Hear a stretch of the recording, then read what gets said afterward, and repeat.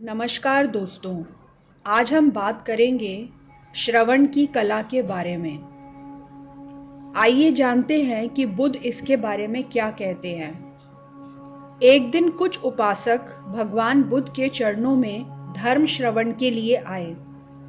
उन्होंने बड़ी प्रार्थना की कि भगवान से कि आप कुछ कहें, हम दूर से आए हैं। बुद्ध चुप ही रहे।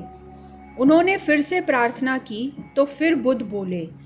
जब उन्होंने 3 बार प्रार्थना की तो बुद्ध बोले। उनकी प्रार्थना पर अंततः भगवान ने उन्हें उपदेश दिया, लेकिन वह सुने नहीं।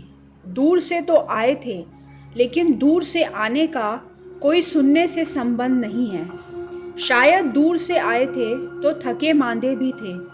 शायद सुनने की क्षमता ही नहीं थी। उनमें से कोई बैठे बैठे सोने लगा और कोई जमाइयाँ लेने लगा, कोई इधर उधर देखने लगा।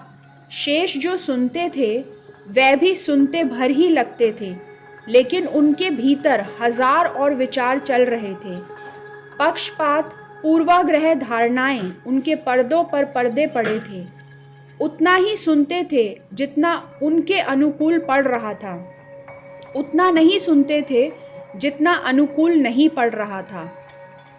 इस सब को देखकर बुद्ध के भिक्षु आनंद ने कहा कि पहले तो इन लोगों ने 3 बार आपसे प्रार्थना की।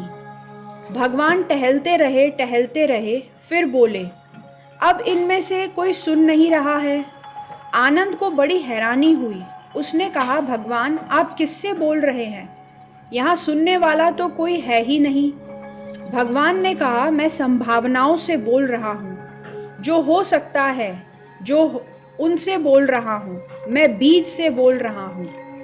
इतना सुंदर उपदेश और ये सुन नहीं रहे।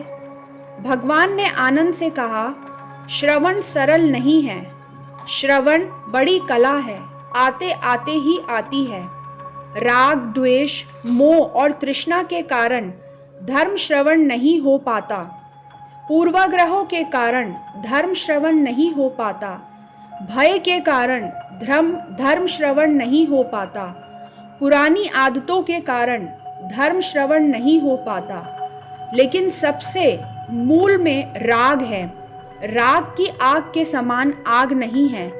इसमें ही संसार जल रहा है।